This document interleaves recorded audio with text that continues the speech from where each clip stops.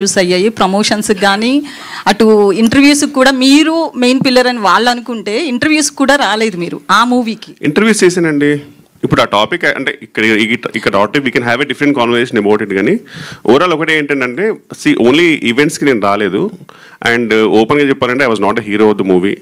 And చెప్పేటప్పుడు కూడా నన్ను కామెడీగా తీసుకున్నారు. చేసింది 10 days, 9 to 10 days. ఒక చిన్న ట్రాక్ లాగా, సినిమా స్టోరీ తెలియదు, అసలు ఏమీ తెలియదు. తర్వాత suddenly they made me hero which I had no clue. దాని తర్వాత మెయిన్ పిల్లర్ అన్నారు, అసలు నాకు అది తెలియదు. So and I was in US actual, రీసెంట్గానే వచ్చాను. ఇదైతే కన్ఫర్మ్ అండి, ఇందులో అబద్ధం ఏం లేదు. You can confirm with director and producer also. Thank you.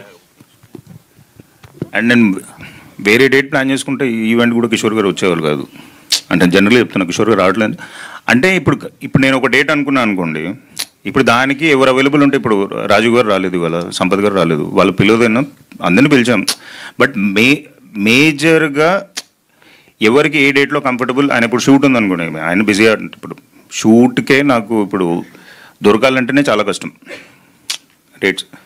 So కంఫర్టబుల్గా ఇప్పుడు మేజర్గా ఎవరెవరు కావాలి, who did the most important, ఇప్పుడు ఆ టైంలో వాళ్ళు ఫ్రీ ఉన్నప్పుడు ఒకవేళ కనుక్కొని ఒకవేళ అట్లాంటి ఈవెంట్ పెట్టుకుంటే వస్తారు కంపల్సరీ. ఎందుకు రాహుల్, మీరు సక్సెస్ అవ్వడానికి ఈ 3 సినిమాలు వరుసగా ఇట్లేని